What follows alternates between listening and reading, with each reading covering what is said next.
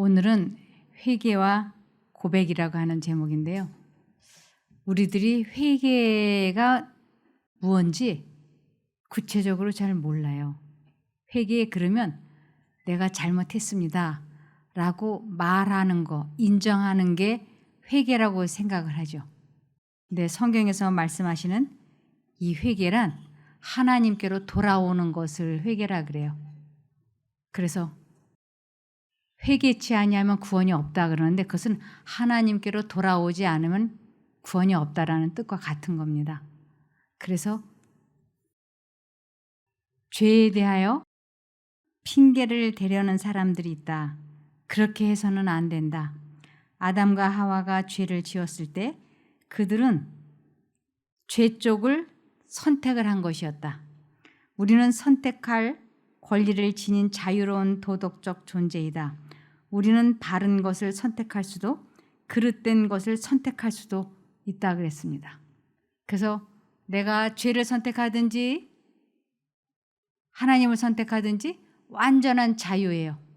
그래서 내가 하나님을 선택하지 않고 하는 모든 행동은 죄를 선택한 걸로 간주가 됩니다.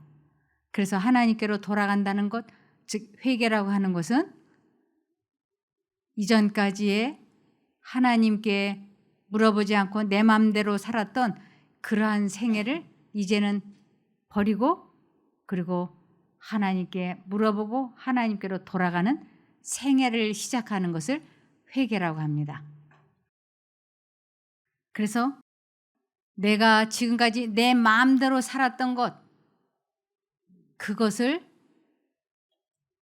용서받으려면 어떻게 해야 되는가? 그래서 죄를 용서받으려면 무엇이 필요한가 하는 것이에요. 죄를 용서받으려면 무엇이 필요한가? 거기에 대해서 요한일서 1장 9절에 만일 우리가 우리 죄를 자백하면 고백하면 그분은 신실하고 의로우셔서 우리 죄를 용서하시고 모든 불의에서 우리를 깨끗하게 하신다 그랬어요. 내가 무엇을 잘못했는지 그것을 사람에게 고백하는 것이 아니고 하나님 앞에 정직하게 고백하는 것이에요. 그리고 이제는 과거와 같은 삶을 살지 않고 새로운 생애를 살기를 원할 때 하나님께서는 우리를 용서해 주신다고 약속하셨습니다. 그래서 누구에게 죄를 고백하여야 하는가? 그 문제를 시편 32편 5절에 내가 내 죄를 고백하기로 결심하고 내 잘못과 죄를 숨김없이 다 털어놓았더니 주께서 나의 모든 죄를 용서해 주셨습니다. 그래서 죄는 하나님께만 고백하는 것입니다. 또 사람에게도 잘못했을 때 그 사람에게도 고백을 하고 용서를 구해야 되죠.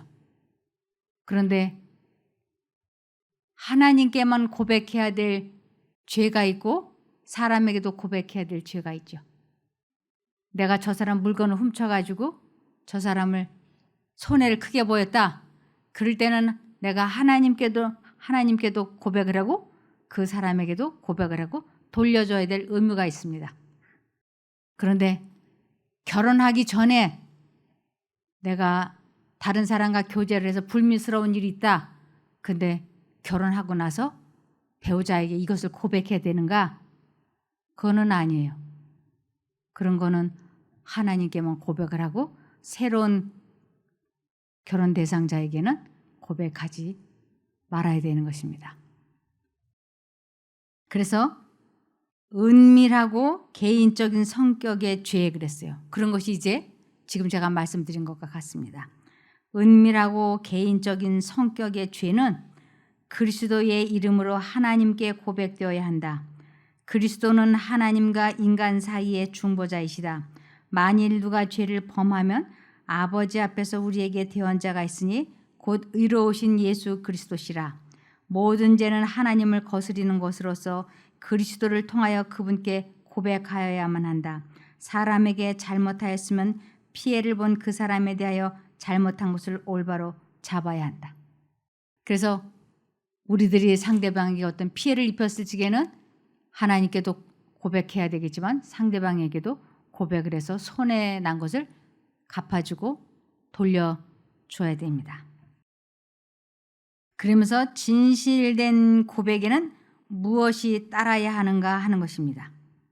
진실된 고백, 즉 회개, 잘못을 고백한 뒤에는 무엇이 따라야 하는가 하면 잠언 28장 13절에 자기의 죄를 숨기는 자는 형통치 못하나 죄를 자복하고 내가 이러이러한 죄를 지었습니다 하고 자백을 하고 고백을 했으면 그 뒤에 무엇이 뒤따라가야 되냐면 죄를 버리는 일이 바로 뒤따라가야 됩니다. 그래서 죄를 자복하고 버리는 자는 불쌍히 여김을 받으리라. 그래서 자기의 죄를 고백하고 그 죄를 다시는 반복해서 짓지 않는 그 선에 나아가야 됩니다. 그저께도 아이고 하나님 제가 도둑질한 거 용서해 주세요. 잘못했습니다. 그러고는 또 그 이튿날도 아이고 하나님 오늘도 제가 아차 하는 순간 잘못해갖고 도둑질한 거 용서해 주세요. 그리고 또 오늘도 또 아이고 하나님 제가 잘못했어요. 오늘도 또 제가 그랬네요. 이제 앞으로 안 그러겠습니다. 이런 식으로 죄가 계속 반복이 되고 있다면 그것은 진실한 의미에서 자복한 것이 아니고 그것은 회개가 아닌 것입니다. 회개라고 하는 것은 하나님께로 돌아가는 것을 회개라 그러는데 하나님께로 돌아가는 사람은 죄를 버리지 않고서는 하나님께로 돌아갈 수가 없어요. 그래서 하나님께로 돌아가는 자는 그 죄를 반복하던 것을 끊고 그리고 나서 하나님을 향해 갈 수 있는 것입니다. 그래서 진정으로 자기의 죄를 자복하고 버리는 자는 불쌍히 여김을 받는다는 건 용서함을 받아들인다라고 하는 것입니다. 그래서 바리새인과 사두개인들이 요한에게 침례를 받고자 왔을 때 그는 회개에 합당한 열매를 맺으라고 그들에게 말하였다. 이 회개에 합당한 열매를 맺으라. 근데 이것은 무엇인가? 이것은 죄를 이긴 승리의 열매를 가지라 이런 뜻이에요. 죄가 그쳐지는 생애를 이제 죄와 싸워서 승리한 열매를 갖는 것을 죄에 합당한 열매를 맺었다고 하는 것이죠. 그러면서 예수는 누구를 불러 회개시키고자 하셨는가? 예수님은 누구를 불러서 회개시키고자 하셨느냐면 누가복음 5장 32절에 내가 의인을 부르러 온 것이 아니요 죄인을 불러 회개시키러 왔노라. 이 의인이라고 하는 것은 내가 이렇게 그래도 나는 꽤 쓸만해. 나는 괜찮아. 라고 생각하는 사람들. 이런 사람들은 하나님께서 회개시킬 수가 없다고요. 왜냐하면 내가 꽤 괜찮아 라고 생각하는 사람들은 하나님을 필요로 하지 않아요. 그런데 내 능력으로서는 나의 힘으로서는 나의 노력으로서는 도저히 나 자신을 이길 수 없다. 식욕도 정욕도 유혹도 이길 수가 없다. 그래서 나에게는 하나님이 필요하다라고 생각하면서 하나님의 능력을 간절히 받기를 원하는 사람을 죄인을 불러 회개시키러 왔다고 말씀을 하시는 것입니다. 그래서 인간으로 하여금 회개하도록 이끄는 것은 무엇인가? 누가 사람을 회개하도록 이끄시는가? 그것은 성령 하나님께서 하시는 일이에요. 성령 하나님께서 사람을 죄를 깨닫고 이끌어주지 않으면 아무도 사람은 자기 죄를 깨달을 수가 없다고 하는 것입니다. 이것을 사도행전 5장 31절에 그리고 하나님은 이스라엘이 회개하고 죄사함을 받도록 하시려고 예수님을 자기 오른편에 높이셔서 왕과 구주가 되게 하셨습니다. 예수님이 사람의 죄값을 십자가에서 다 치르시고 그리고 지금 승천하셔서 아버지 하나님 오른편에 앉아 계시는데 그 이유는 하나님을 믿는 모든 사람들이 회개하고 죄 사함을 받도록 하시려고 그렇게 하신 것이라고 하는 것입니다. 그러면서 죄를 회개하는 것은 생활의 성령이 역사하신 첫 번째 열매이다 그랬어요. 첫 번째 열매. 이 회개라고 하는 것은 방금 전에도 말씀드린 것처럼 내가 지금까지 살아온 방식대로 사는 것이 아니라 이제는 정말로 내가 하나님의 뜻대로 살고 싶다. 그래서 더 이상 내 마음대로 사는 것이 아니고 하나님의 뜻에 순종을 하는 삶을 살고 싶다라고 하는 것이 회개인 거예요. 이러한 욕망과 이러한 생각을 할 수 있게 해주시고 이끌어 주시는 분이 성령 하나님이라고 하는 것입니다. 그래서 죄를 회개하는 것은 생활에 성령이 역사하신 첫 번째 열매이다 그랬어요. 그래서 성령께서 죄를 깨닫게 해 주시는데도 그것을 거절을 하면 끝까지 그 하나님의 생각을 거절하는 것을 성령을 거역한 죄라 그래요. 그것을. 그래서 우리 양심 가운데 요번 한 번만 도둑질하고 내일부터 도둑질하지 말자 하는 생각이 들어올 때 한쪽 마음으로는 지금 그만둬야 돼. 언제까지 인생을 이런 식으로 살아. 이러면 안 돼. 하고 이 들려오는 그 하나님의 음성을 선택하려고 하는 그 목적이 내가 이제 다시는 과거와 같은 삶을 살지 아니하고 하나님의 뜻대로 살고 싶다고 하는 그 행동의 표현으로, 생각의 표현으로 하나님께로 돌아가는 것을 회개라고 하는 것이에요. 그래서 우리 마음에 두 가지 생각이 들어올 때 사단이 넣어주는 생각을 저버리기로, 뜻을 정하고 하나님을 선택하기로, 하나님께 돌아가기로 뜻을 정하고 하나님 쪽을 선택하는 것을 회개가 시작이 된 거라고 하는 것입니다. 그래서 그것은 무한한 순결이 그리스도의 속량함을 입은 신민들 속에서 그리스도의 형상을 반사시키는 유일한 과정이다 그랬어요. 하나님을 믿는 신민들, 하나님의 백성들 속에서 예수님의 품성이 반사될 수 있는 유일한 과정이라고요. 그리스도 안에는 모든 충만이 거하신다. 그리스도와 조화되지 않는 과학은 아무 가치가 없다. 그분은 우리에게 우리 주 예수 그리스도를 아는 지식이 가장 고상함을 인하여 모든 것들을 해로 여기는 방법을 가르쳐 주신다. 이 지식은 사람이 도달할 수 있는 최고의 과학이다. 사람의 노력과 사람의 힘으로서는 자기 감정을 조절할 수 없어요. 자기 마음을 다스릴 수가 없어요. 그런데 하나님의 능력을 받음으로 죄와 싸워서 이기고 자기 감정 조절하고 자기 마음을 다스리게 되는 것을 회개라고 하는 것이에요. 그것을 곧 다른 말로는 거룩함이라고도 하고 성화라고도 하고 거듭남이라고도 하고 이것을 또 다른 말로는 하나님을 사랑한다, 하나님을 믿는다, 하나님을 안다. 이렇게 여러 가지로 설명을 하죠. 그래서 내가 아주 결정적으로 하나님 쪽을 선택하기로 결심을 하지 않으면 우리는 계속 과거와 똑같은 삶을 이어져갈 수 있습니다. 그래서 과거와 같은 삶을 이제 다시는 안 살겠다라고 굳게 결심을 하고 하나님을 선택을 할 때 하나님께서 우리를 과거와 같은 삶, 그 기가 막힐 웅덩이와 수렁 같은 삶에서 우리를 해방시켜 주시는 것을 체험하는 것을 회개라고 하는 것입니다. 그래서 인간들의 회개에 대하여 하나님은 무슨 태도를 취하시는가? 사람들이 회개를 시키시려고 할 때 하나님께서는 어떤 태도를 취하시는가 하는 것이에요. 베드로후서 3장 9절에 비록 때로는 주께서 다시 오신다는 약속이 좀처럼 실현되지 않고 너무도 지연되는 것처럼 보일지 모르지만 사실 주께서 공연히 날짜를 연기하고 계시는 것은 아닙니다. 주께서는 단 한 사람도 멸망당하지 않게 하시려고 죄인들이 모두 회개하고 돌아오기를 참고 기다리는 것입니다. 우리 하나님께서는 어떤 태도로 우리가 회개하기를 기다리시는가?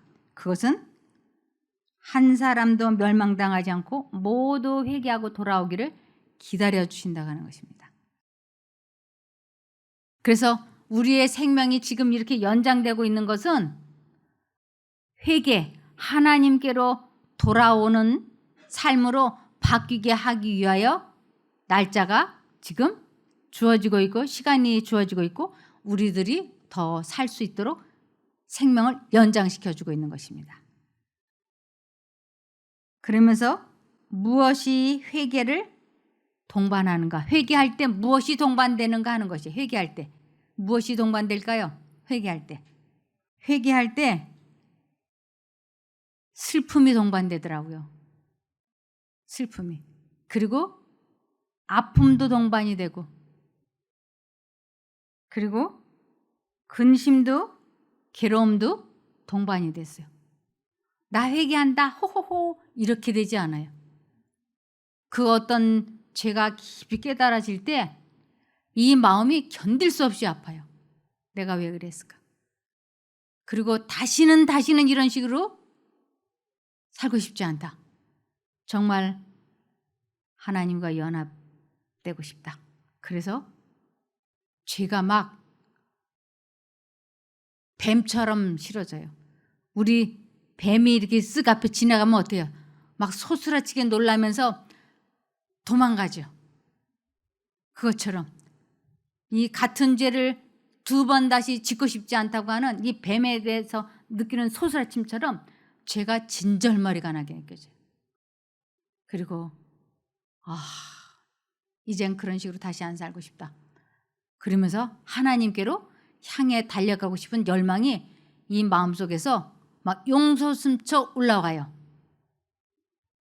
그런데 사단도 죄를 깨닫게 해요. 하나님이 죄를 깨닫게 할 때는 이렇게 죄가 뱀처럼 싫어지면서 하나님께로 돌아가고 싶은 열망이 용솟음쳐 올라와서 죄를 끊게 해주시는 것은 성령께서 해주시는 근심이고 회개인 거예요. 근데 사단이 죄를 깨닫게 해줄 때는 죄책감에 짓눌려요. 하나님은 우리들에게 죄책감을 주시지 않아요. 죄를 용서해 주셨기 때문에 죄책감은 주시지 않으면서 죄를 싫어하게 해주세요. 근데 사단은 죄책감을 주면서 마음이 막 짓눌리고 그러면서 절망과 낙담을 줘요. 내가 왜 그런 죄를 지었지? 나는 안 돼. 이렇게. 그래서 그냥 주저앉혀 버리려고 그래요. 이게 달라요. 하나님은 죄를 싫어하게 하면서 막 일어나게 만들고 사단은 죄를 깨닫게 하면서 주저앉혀 버리려고 하고 다릅니다.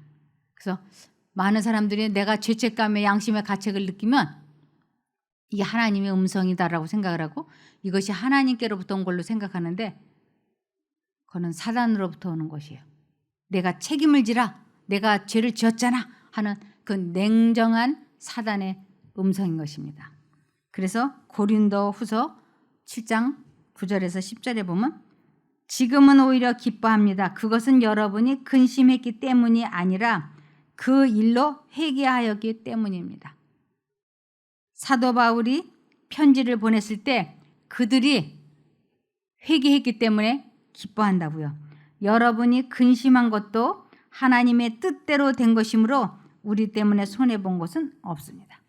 하나님께서 그들을 회개시키실 때 근심했을 때 하나님의 뜻대로 한 것이기 때문에 여러분이나 나는 손해보지 않았다라고 말씀을 하십니다.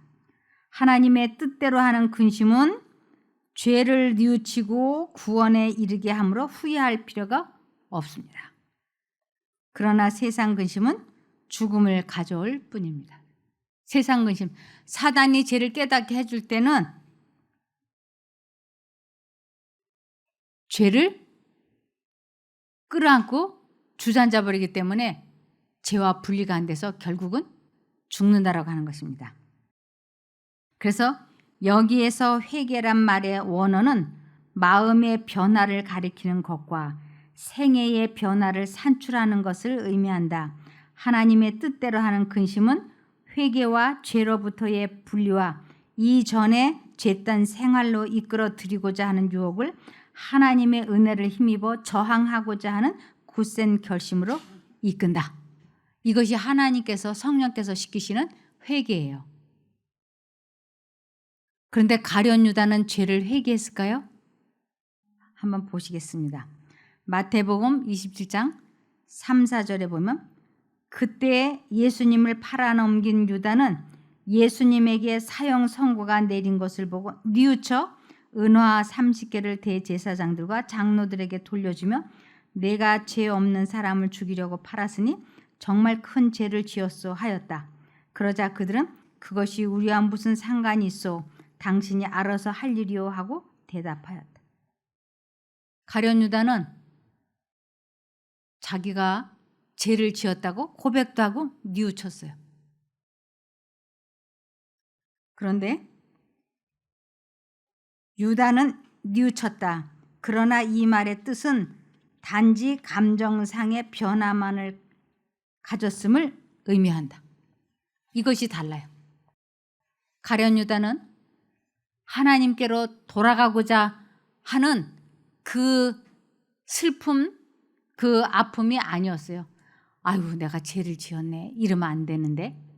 그러면서 내가 이 죄를 지었기 때문에 멸망받으면 어떻게 하지? 하는 후회와 두려움 때문에 내가 죄를 지었다고 고백하는 것이지 그는 하나님께로 돌아가고자 하는 마음은 없었어요. 이거는 회개가 아닙니다.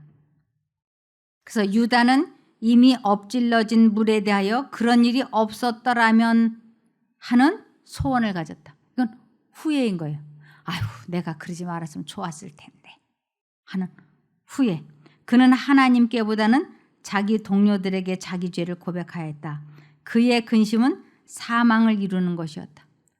하나님께 하나님 제가 잘못했습니다 하고 고백한 것이 아니고 사람들에게 내가 죄 없는 저 사람 예수를 팔아서 죄 없는 사람을 죽게 했다고 내가 잘못했다고 이것을 사람들에게 그는 고백을 하고 그들이 그게 우리와 무슨 상관이 있느냐 내가 당해라 했을 때 그 은 30냥을 성전 바닥에다 집어 던졌죠. 그래서 가룟 유다는 끝끝내 하나님께로 돌아오는 그 회개를 하지 못하고 그는 사망을 이루는 세상 근심을 했던 것입니다. 그러면 에서는 자신의 죄를 회개하였는가 이거예요. 야곱과 에서. 야곱도 에서를 속이고 아버지를 속였기 때문에 죄를 지었어요. 그리고 에서도 죄를 지었어요. 냉정하게 보면 야곱이 더 죄를 크게 지었죠.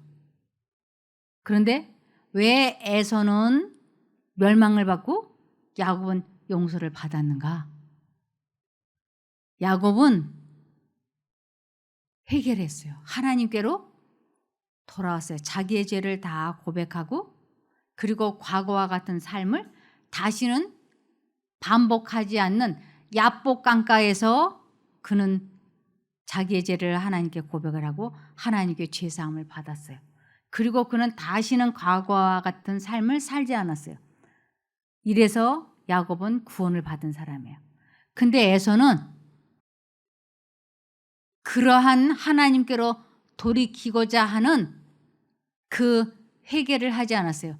에서는 그냥 아이고 내가 장자인데 그 재산을 많이 받고 싶은 그러한 장자권을 야곱에게 팥죽 한 그릇으로 팔은 거 그것을 후회했기 때문에 그가 나중에 아버지께 나를 위해서 축복해달라고 그가 간청을 했지만 하나님께로 돌아오고자 하는 그 회개는 하지 않았어요. 그래서 에서는 멸망을 받았던 것입니다. 여기 히브리서 12장 16절과 17절에 또한 음란한 자나 음식 한 그릇에 자신의 장자권을 팔아버린 에서와 같이 속된 자가 없도록 하여라. 너희가 아는 대로 후에 그가 축복을 유업으로 받으려고 하였으나 거절당하였으며 눈물로 축복을 갈망하였으나 회개할 기회를 얻지 못하였다. 에서는 하나님께로 돌아오고자 열렬하게 소망하지 않았어요. 그러나 야곱은 더 이상 자기 아버지를 속이고 형을 속이는 그러한 생활을 이제 누구에게도 반복하고 싶지 않았어요. 그래서 그는 눈물로 야복강에서 자기의 품성 변화를 위하여 그리고 하나님께로부터 죄 사함을 얻기 위하여 그가 씨름했을 때 하나님께서 그 두 가지의 소원을 다 응답해 주셨습니다. 야곱의 그 과거에 지은 모든 죄를 용서해 주시고 그리고 야곱의 품성이 예수님을 닮아갈 수 있도록 축복해 주신 것입니다. 그래서 에서는 결코 자기의 죄를 회개하지 않았다라 그랬어요. 그는 하나님께로 결국 돌아오지 않았어요. 자신의 선택에 의하여 그의 성품은 굽어졌으며 자신이 멸시하였던 장자권을 회복할 수 있는 길을 결코 찾지 못하였다. 회개하기를 계속해서 거절하는 한 아무도 용서받을 수 없다 그랬어요. 회개하기를 거절한다고 하는 것은 하나님께로 돌아오고자 결심을 하지 않으면, 뜻을 정하지 않으면, 이제 더 이상 내 원대로 살지 않고 하나님의 뜻대로 원대로 살겠다고 결심을 하고 하나님께로 돌이키지 않는 이상은 아무도 죄사함을 받을 수 없다고 하는 것입니다. 왜냐하면 계속 같은 죄를 이어갈 것이기 때문입니다.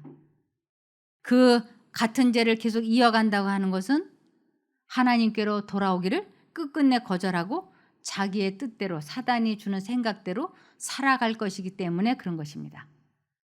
그래서 회개하기를 계속해서 거절하는 한 아무도 용서받을 수 없다.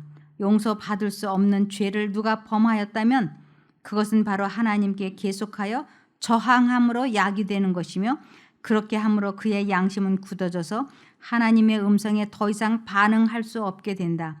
그러나 누구든지 자기의 죄 때문에 슬퍼하고 그것을 고백하려는 소원을 지녔다면 이 사실이야말로 성령이 아직도 그의 심령에 호소하고 계시다는 증거이다. 그래서 내 죄를 하나님께 고백하고 그리고 그 죄를 다시 반복하지 않게 되었을 때, 죄 사함을 얻었을 때 하늘로부터 자유로운 유쾌함이 그 마음에 충만할 거라고 그랬어요. 사도행전 3장 19절에 그러므로 너희가 회개하고 돌이켜 너희 죄 없이 함을 받으라. 이같이 하면 유쾌하게 되는 날이 주 앞으로부터 이를 것이요. 유쾌하게 된다고 하는 것은 죄에서 아주 자유로움, 평안, 기쁨, 사랑, 성령의 9가지 열매가 마음에 충만해지는 것이에요. 내 마음에 죄악을 품으면 평안이 없어요. 그래서 마음의 근심은 우리들의 몸의 질병의 원인이 됩니다. 그래서 이 질병으로부터 자유로워지고 싶고 죄로부터 자유로워지고 싶고 감정으로부터 악습으로부터의 진정한 자유를 누리고 싶다면 성령 하나님께서 우리의 마음에 말씀을 하실 때 순종을 하겠다고 뜻을 정해야 됩니다. 그래서 요한복음 8장 32절에 진리를 알지니 진리가 너희를 자유케 하리라. 진리를 안다고 하는 것은 예수 그리스도를 체험해 보는 것이에요. 그분이 어떤 능력으로 나를 죄에서 해방시켜 주시는지를 체험해 보는 것을 진리를 알지니 진리가 너희를 자유케 하리라고 약속하셨습니다. 그래서 요한복음 8장 36절에는 그러므로 아들이 예수님이 너희를 자유케 하면 너희가 참으로 자유하리라. 과거에는 내가 술을 보면 마시지 말아야지 하면서 그걸 다 마셔. 그래서 안 마실 수는 없어. 이것은 죄의 종이지 자유의 종이 아니에요. 그러다가 알코올 중독이 되어서 술을 끊임없이 마시고 또 실수를 반복하고 이러한 삶을 살던 사람이 이제는 하나님의 도우심으로 내가 그 기가 막힐 웅덩이와 수렁에서 해방이 되고 난 이후에는 술을 보면 마실 수도 있지만 안 마실 수도 있는 능력도 있기 때문에 안 마시게 되는 것이에요. 그럼 이 두 가지 자유를 다 누리는 거예요. 마실 수도 있고 안 마실 수도 있고. 그래서 나는 안 마신다. 하나님의 능력으로 죄에서 해방되어지는 것을, 그러므로 아들이 너희를 자유케 하면 너희가 참으로 자유하리라고 말씀을 하셨습니다. 그래서 우리가 질병에서도 자유로워지려면 하나님과 연합이 되어야 됩니다. 그래서 그분이 내 마음에 말씀을 하시면 무조건 선택을 하는 것이. 그러면 우리는 질병에서도 자유로워질 수 있어요. 부찬기, 언제나 하나님을 부르시고 언제나 내 마음에 찬송이 떠나지 않게 하시고 언제나 이 말씀을 마음속에 기억하시면 우리 마음이 자유로워질 수 있어요. 그럴 때 우리는 죄사함도 얻을 수 있고 죄와 싸워서 이길 수도 있고 그리고 구원도 이룰 수 있습니다. 그렇게 되기를 바라며 말씀을 마치겠습니다. 기도할까요? 하늘에 계신 저희들의 아버지 하나님, 저희가 매 순간마다 하나님을 잊어버리곤 합니다. 하나님을 잊어버릴 때마다 순간적으로 하나님과 멀어진 상태에서 죄를 짓곤 하였습니다. 이제 더 이상 그러한 삶을 살고 싶지 않습니다. 죄에서 승리하여 건강도 회복하고 마음도 평안하고 사람과의 관계도 회복되고 경제도 회복되어지는 그 귀한 삶을 살고 싶습니다. 저희들이 그러한 귀한 삶을 이어갈 수 있게 도와주시기를 예수님 이름으로 간구드리옵나이다. 아멘. 감사합니다.